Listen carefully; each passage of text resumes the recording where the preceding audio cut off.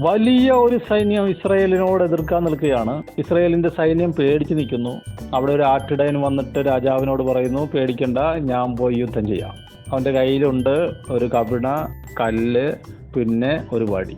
രാജാവ് പറഞ്ഞു, മോനെ, നീ കൊച്ചു പയ്യനാണ്, നിനക്ക് അവനെ തോൽപ്പിക്കാൻ പറ്റുകയില്ല. അവൻ ബാല്യം മുതൽ യോദ്ധാവാണ്. ഉടനെ ഈ ദാവീദ് പറയുകയാണ്, ശൗലിനോട്, രാജാവിനോട് പറയുകയാണ്, ഞാനേ കാട്ടിലായിരുന്ന സമയത്ത് ഒരിക്കൽ കരടി വന്നു, ഞാൻ അതിനെ കൊന്നു. സിംഹവും വന്നു, ഞാൻ അതിനെയും കൊന്നു. ഈ ഫെലിസ്തീനില്ലേ, ഇവനും അവരെ പോലെ ഒരുത്തനാണ്.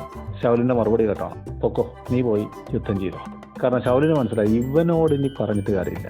പയ്യൻ നിൽക്കുന്നത് ബുദ്ധിയിലല്ല, പയ്യൻ നിൽക്കുന്നത് വെളിപ്പാടിലാണ്. അവൻ തന്റെ ശക്തിയല്ല നോക്കിയത്, അവൻ തന്റെ ബുദ്ധിയല്ല നോക്കിയത്, അവൻ വെളിപ്പാടിന്റെ മണ്ഡലത്തിലാണ്. ശൗലിന് മനസ്സിലായി, ഇനി ഇവനെ പറഞ്ഞു തീർക്കാൻ പറ്റുകയില്ല. ശൗല് പറഞ്ഞു, മോൻ പൊക്കോ, ദൈവം നിന്നോട് കൂടെ ഇരിക്കട്ടെ. പയ്യൻ പോയി.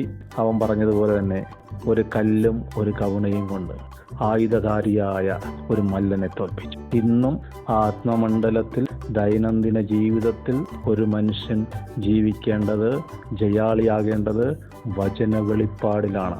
അതിനുള്ള സാഹചര്യങ്ങൾ ദൈവം ഇട്ടുതരും. കഷ്ടങ്ങളിൽ, ഞെരുക്കങ്ങളിൽ, ബുദ്ധിമുട്ടുകളിൽ പൗലോസ് പറയുന്നു, ക്രിസ്തുവിൻ്റെ ശക്തി എന്നിൽ ആവസിക്കേണ്ടതിന് കഷ്ടങ്ങളിൽ ഞാൻ പ്രശംസിക്കുന്നു. കൃപ വെളിപ്പെടേണ്ടതിന് ബലഹീനതകളിൽ ഞാൻ സ്തോത്രം ചെയ്യുന്നു.